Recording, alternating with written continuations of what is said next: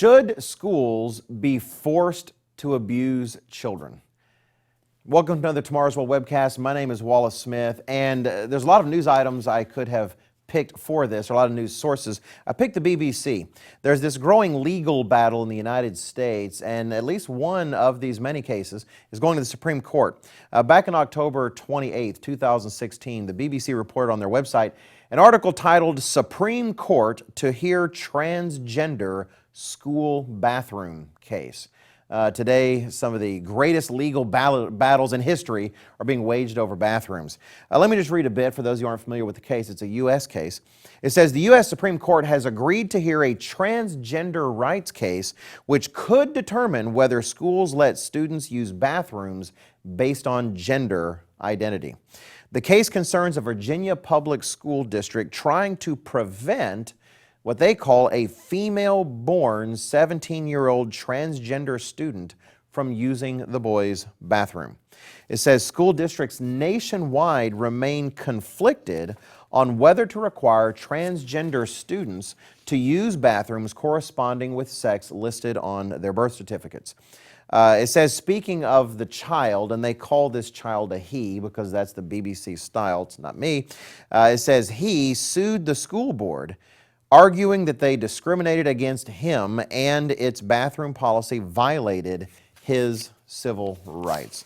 Well, let me say, he's not a boy. He is a girl, at least according to the rest of the article and what they report.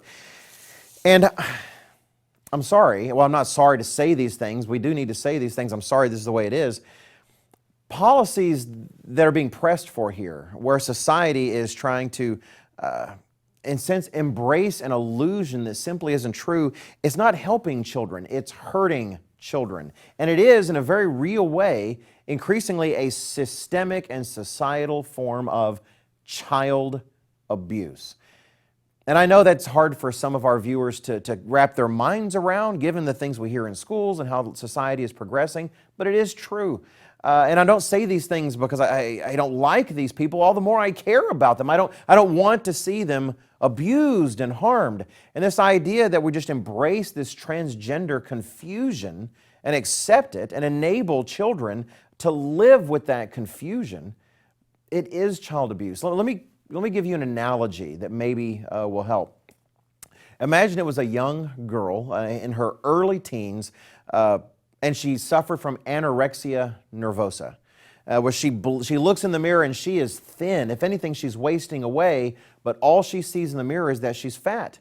It's not a problem of her eyes. She sees the reality, but it's just what she thinks about herself. It's what's in her mind. What if we begin passing laws where teachers were required to refer to such students as fat and not thin? What if we were requiring schools to force cafeterias to adapt to such children to make sure they only gave them, low-fat, low-calorie, restrictive foods because they were fat, and we have to accept that because the child truly believed that she was fat? What if the child, and laws were passed so the child talked to counselors, that the counselors were required to accept this child's self-image, that she's fat, and that she desperately needs to lose weight, and not only were they required to work with her to help her transition to believe that, but there were laws passed where the counselors couldn't even contact the parents to let them know that their child was suffering like that. Even worse, what if all of a sudden insurance companies were required to provide coverage for stomach stapling surgeries, to allow these people to act on the body image they have in their mind, when what we see before us, the reality that is there, is a child who is suffering, and society is doing nothing but enabling that.